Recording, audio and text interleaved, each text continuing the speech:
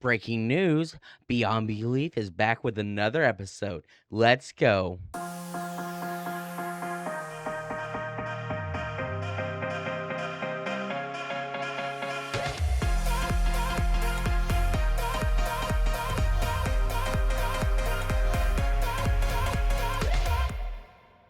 Oh my gosh, guys, I am so happy we are back yet again for another episode of Beyond Belief. I hope you all have been having an awesome week. As for me, I'm not gonna lie, we've been having lots of ups and downs. My allergies have just been absolutely attacking me. My eyes all gunky and nasty. I had this little cough. So I apologize in advance to myself if I have to edit any of those out. Uh, but yeah, it's been a crazy week. I mean, there's so many crazy things going on in my life. Um, and one day maybe we'll get to share that. But I am so excited to be here today. Now, I don't have a political moment for today. And I know I mentioned that we probably won't be doing that, but it doesn't mean I don't want to talk about anything political. And so I'm thinking maybe next week, and maybe it changes as it does. I'm thinking we might go ahead and start digging in to the big, beautiful bill. And I know what you're thinking, Tyler. Why do you want to dig into the big, beautiful bill? Well, one is big, it's beautiful, and it's a bill. But also, there's lots of changes that's going to have a large effect on several individuals. Myself, actually not included. Um, I was thinking so, but based on what I've read so far, in my student loan payback program, and what I'm currently doing isn't going to change. However, I know there are millions of Americans that are not in that situation. And so I think it's definitely something to bring light into. Who knows? I might get real technical. I might have to look into some data on student loans and the state of um so many Americans because I think we can all admit, whether we fall on the left or the right, that the education system is broken.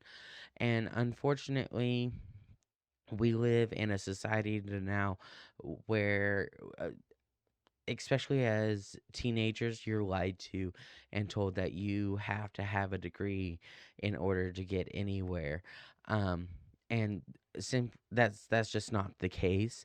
And now as a society we get to live the results of that, and yeah, that is just gonna be a fun thing to experience, yet alone dive into. But no, I know what you're thinking, Tyler. Or I know what you're thinking, Tyler, but what are we talking about today? We are talking about the one thing no Christian likes: fasting. Oh, yeah. You know that thing that Jesus did for 40 days? Fasting. Now, there are so many places in the Bible, Old Testament and New, where you're going to find fasting. Fasting and prayer, especially, truly do go hand in hand. But first, let's think about the main purpose of fasting. And this is my own opinion, so if you disagree, leave a comment. I need the engagement. Um, we're both in this skin suit, right? This flesh, and we have a soul that is separate. Um, but this flesh wants to be in control, so you fast to kill it. Paul tells us that he kills his flesh daily. Now, I'm not saying you need to go on a daily fast. This isn't about intermittent fasting. Simply, I don't have enough knowledge to even educate you on intermittent fasting. No. This is fasting for a purpose in your walk with God. And you have to kill the flesh.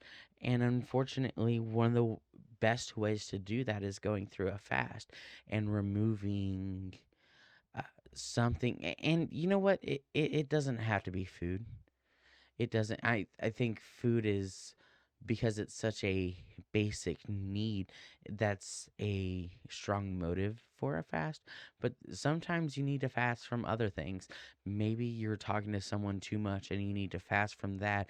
Maybe you're addicted to TikTok or something, and you need to fast so that you can spend more time in the Word.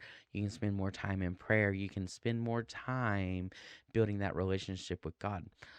And that's the thing. That's why you do it. The more your flesh dies, the more your spirit can begin to rise. And you can develop a richness and a closeness to God.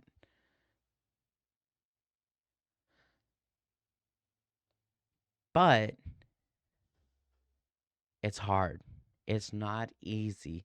It never is. And well, I take that back, because here's the thing. I actually have um went on like a 5-day water only fast. It was the first like big fast that I've done when I kind of came back to Christ. Um and it was easy. Like I didn't struggle at all. Even when like I reincorporated food, like I didn't really have any problems that some people do. And And that's when I was like, "Oh, I love fasting." And I truly do. I think the more you do it, the more you can begin to love it, right? Because you're getting to incorporate more of him and less of you. And it creates a closeness that you don't get in any other manner. However, I have found the more you fast, the harder can become as well, because I had another fast that was a 3-day fast. It went okay, but it got difficult. I had another 5-day fast. I don't know why my fasts are always 5 days. Don't be like me unless God leads you that way. Um, and day 3, let me tell you, my legs cramping like they've never cramped before. It was awful. Um, in fact, I'm not sure. I might have had to break that fast. Uh, Technically, I didn't eat food, but I began to incorporate like Gatorade for electrolytes and things. But still, I think there was a lesson in pushing myself and getting to that point. But fasting, uh, it's a much needed discipline in a life of a believer. That's coming straight from Faith Gateway. I don't know how reliable they are, but that's a good quote. But no, it is. You need to fast because you have to cut out a bunch of life. You do. Eh, In Scripture, it says you are to eat not of bread alone. Means this right here. This is another form of food. This is the the new time manna. It's not swirling in the wind and arriving at our doorstep each day. No, it's the physical word that we can carry with us that has so much nourishment and power in it if you just would open it and read. And then dwell in that word. Dwell in that place where you're reading, expand it, pray on it, and then all of a sudden you get new thing, a breakthrough. Your time of need can change. In the Bible, even there's several different reasons that you might want to fast. And so, thanks to the NIV Bible, they talked about oftentimes, even in the Bible, uh, in the Old Testament, you would find that the group as a whole, the Israelites, they would actually enter into a fast to be delivered from their enemy or delivered from their circumstances. And if you want an example of that, you can see Second Chronicles 20 verses 3 through 4. But it's also a way to humble yourself before God, right? Because especially when you're fasting food, you're saying, Lord, you matter more than the need to provide substance to myself. Like I don't just need food, I need you, and you are far greater than I.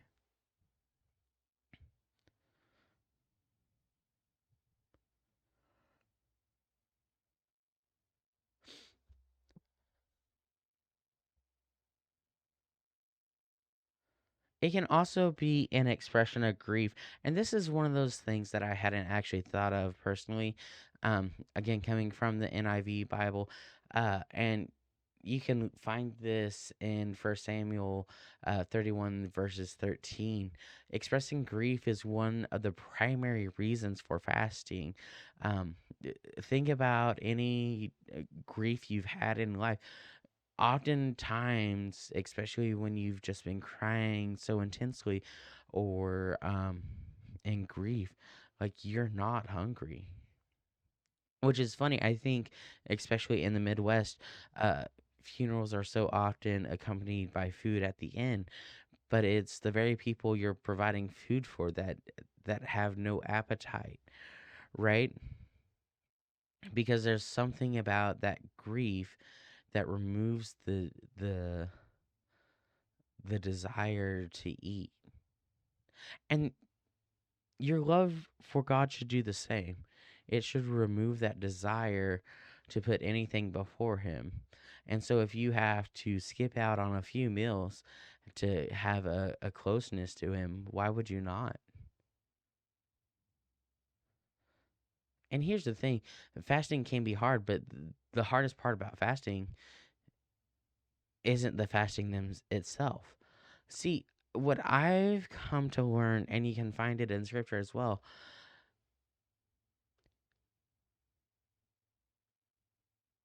the test of fasting happens after it's over.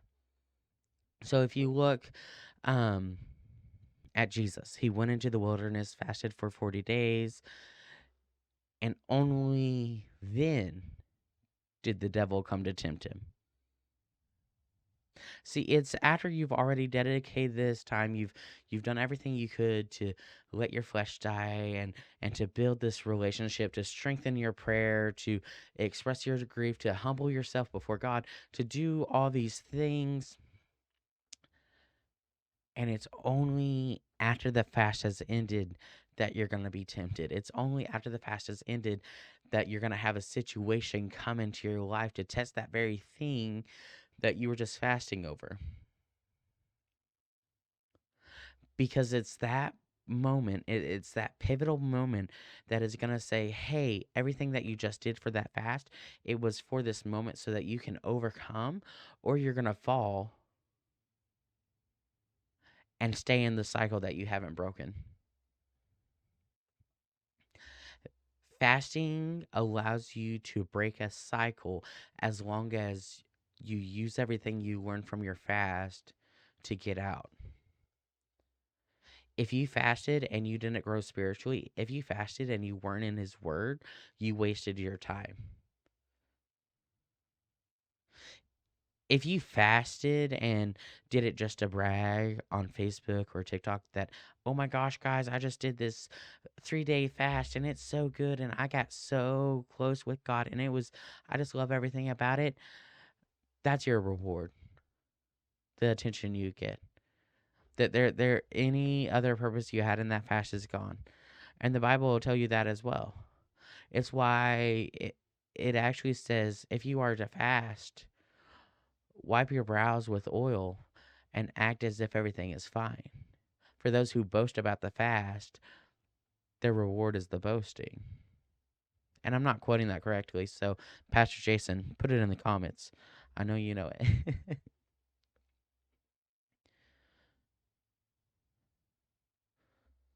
So, I say this all because I think fasting has been mentioned several times.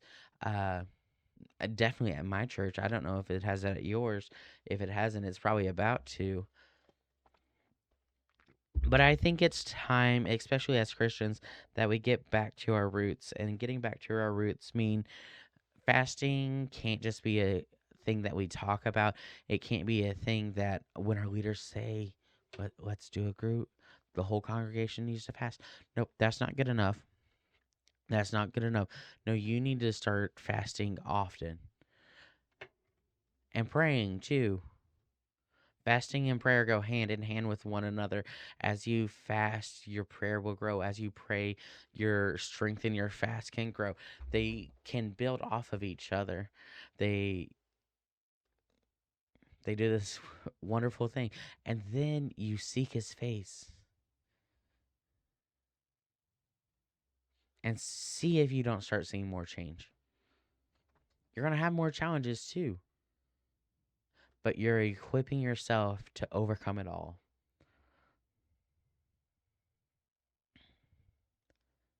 And that's all I have on fasting. Well, guys, I just want to say, um, thank you so much for watching. I appreciate every single one of you. I'm gonna say that thing where I think this is gonna be a shorter episode, and that's okay. I gotta stop saying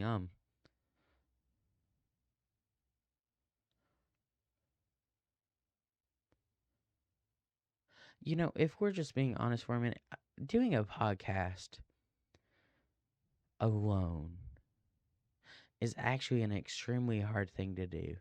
And I know I've said I want to have guests eventually, and I will. But there is such a weight when you just sit here before your camera alone, listening to yourself through your headphones, so you make sure that mic's recording, and and you're just pouring out the information that you have, and you have no idea if it's ever going to reach anyone, or if you're even improving, right? Because that's why I don't have a guest yet. I'm trying to improve uh, the quality of what I'm able to produce and what I'm able to provide. Um, in a way, it's my iron sharpening its own iron. Uh, but this should be easy. And I'm someone who loves to talk. It should be far easier than this, but unfortunately, I take it a little too serious. And I don't know, I think we might change that one day. I think we might be a little less serious. I don't think the content's going to be less serious, but I think I could be a little less serious. You know, provide a better atmosphere, maybe make it more fun. More fun. But that's just the thoughts going through my head. So guys, I just want again, thank you so much for watching. Please remember to like, comment, and subscribe. We are on every platform. We're on Amazon, we're on Apple, we're on YouTube. I got a TikTok. Share, reshare, all the TikTok stuff. Let me know. Have a good one. Thank you for watching. See you soon.